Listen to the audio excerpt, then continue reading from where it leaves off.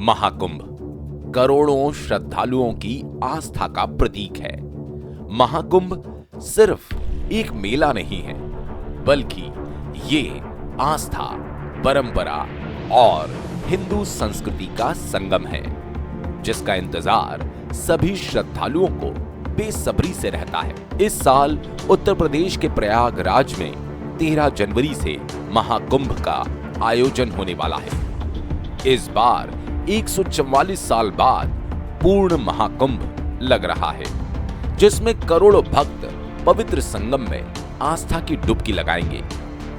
ये मेला भारत के 4 पवित्र स्थलों पर ही लगता है, जिनमें प्रयागराज, उज्जैन, हरिद्वार और नासिक शामिल है। कुंभ मेले को लेकर लोगों में गहरी आस्था है। माना जाता है कि इन नदियों में स्नान करने से पापों का नाश होता है और मोक्ष की प्राप्ति होती है। हर 12 साल में महाकुंभ मेला लगता है, जिसमें दूर दूर से कई साधु संत भी पहुंचते हैं। लेकिन क्या आप जानते हैं महाकुंभ हर 12 साल में ही क्यों लगता है और इसकी शुरुआत कैसे हुई? तो चलिए जानते हैं महाकुंभ से जुड़ी पौराणिक कथा और इसके इतिहास के बारे में।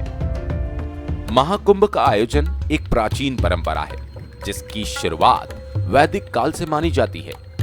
भारतीय धर्म ग्रंथों और पुराणों में महाकुंभ का जिक्र मिलता है। एक प्रसिद्ध कथा के मुताबिक महाकुंभ का संबंध समुद्र मंथन से जुड़ा है। पौराणिक कथाओं के अनुसार देवताओं और दानवों ने मिलकर समुद्र मंथन किया था। इस मंथन में कई सारी चीजें निकली, जिसमें से एक अमृत कलश भी था। इसी अमृत कलश को लेकर देवताओं और दानवों के बीच युद्ध शुरू हो गया। इस दौरान अमृत कलश की कुछ बूंदें पृथ्वी पर 4 जगहों पर गिरी, जो हरिद्वार, प्रयागराज, उज्जैन और नासिक थी। इसीलिए इन स्थानों को पवित्र माना गया और यहीं पर कुंभ मेले का आयोजन होने लगा। अब सवाल यह है कि हर 12 साल में ही कुंभ मेला क्यों लगता है? दरअसल इसके पीछे भी एक पौराणिक कथा जुड़ी है। मान्यताओं के अनुसार समुद्र मंथन से अमृत निकलने के बाद देवताओं के इशारे पर इंद्रपुत्र जयंत अमृत कलश लेकर आकाश में उड़ गए।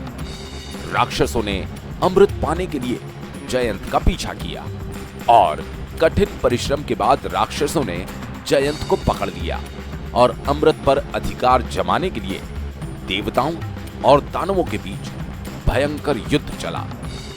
माना जाता है अमृत कलश को स्वर्ग पहुंचने में 12 दिन लग गए थे और देवताओं का एक दिन पृथ्वी के 1 साल के बराबर होता है।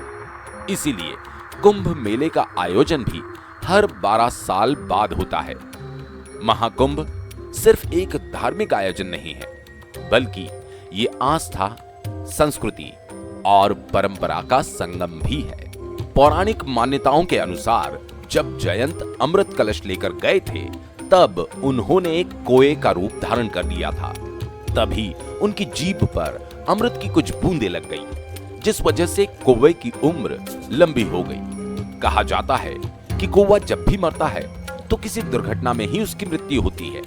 इसके अलावा अमृत की कुछ बूंदें दुर्वा घास पर भी गिरी, जिस वजह से दुर्वा को पवित्र माना जाता है और इसे सर्वप्रथम पूजनीय देवता गणेश जी को अर्पित किया जाता है। सबसे पहले कुंभ मेले के आयोजन का इतिहास हर्षवर्धन के शासनकाल यानी कि 7वीं शताब्दी से मिलता है।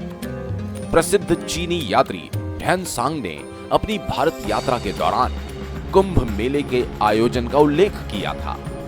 साथ ही उन्होंने राजा हर्षवर्धन का भी जिक्र किया था और उनके दयालु स्वभाव के बारे में बताया था। भ्यानसांग ने कहा था कि राजा हर्षवर्धन लगभग हर 5 साल में नदियों के संगम पर एक बड़ा आयोजन करते थे, जिसमें वे अपना पूरा कोष गरीबों और धार्मिक लोगों को दान में दे देते थे। यह मेला 12 सालों के चक्र के आधार पर आयोजित होता था।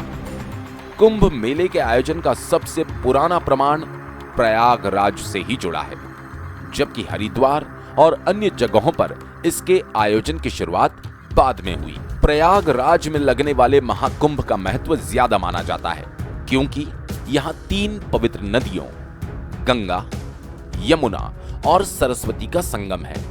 इस वजह से यह स्थान अन्य स्थानों की तुलना में ज्यादा महत्वपूर्ण है। हालांकि सरस्वती नदी अब लुप्त हो चुकी है, लेकिन मान्यता है कि वो धरती के नीचे आज भी बह रही है। कहा जाता है कि जो व्यक्ति इन 3 नदियों के संगम में शाही स्नान करता है उसे मोक्ष की प्राप्ति होती है। इसीलिए प्रयागराज में महाकुंभ का महत्व ज्यादा है। कुंभ मेला ज्योतिषीय गणनाओं के आधार पर आयोजित होता है। इस मेले का आयोजन तब होता है जब सूर्य, चंद्रमा और बृहस्पति ग्रहों की खास स्थिति बनती है। प्रयागराज में माघ मास में गंगा, यमुना और सरस्वती के संगम पर कुंभ मेला लगता है। हरिद्वार में गंगा नदी के किनारे, उज्जैन में क्षिप्रा नदी के तट पर और नासिक में गोदावरी नदी के तट पर कुंभ मेला लगता है।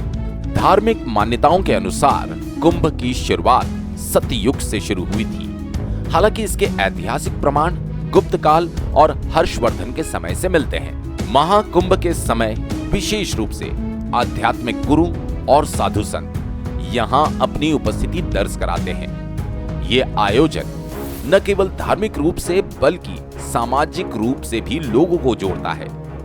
महाकुंभ का आयोजन एक बहुत ही व्यवस्थित तरीके से होता है।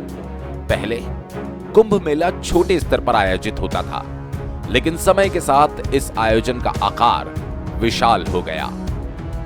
महाकुंभ के दौरान कुछ खास दिन होते हैं जिन्हें सबसे ज्यादा महत्व दिया जाता है।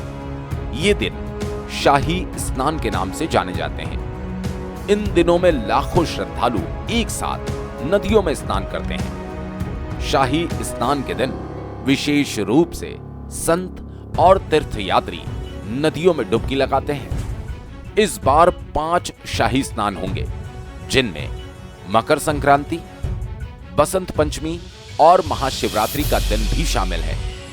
इन दिनों पवित्र स्नान के साथ विशेष धार्मिक काव्य, प्रवचन, कीर्तन और हवन किए जाते हैं, जो श्रद्धालुओं को आंतरिक शांति प्रदान करते हैं। तो दोस्तों, इस वीडियो में हमने महाकुंभ के इतिहास, धार्मिक महत्व और आयोजन की प्रक्रिया के बारे में जाना। ये आयोजन न केवल भारत की संस्कृति का एक महत्वपूर्ण हिस्सा है, बल्कि ये विश्व भर में भारतीय धार्मिक आस्था और परंपराओं का एक बड़ा उदाहरण है। आशा है आपको जानकारी पसंद आई होगी। अगर हाँ, तो वीडियो को लाइक और शेयर जरूर करें और हमारे चैनल को सब्सक्राइब करना न भूलें।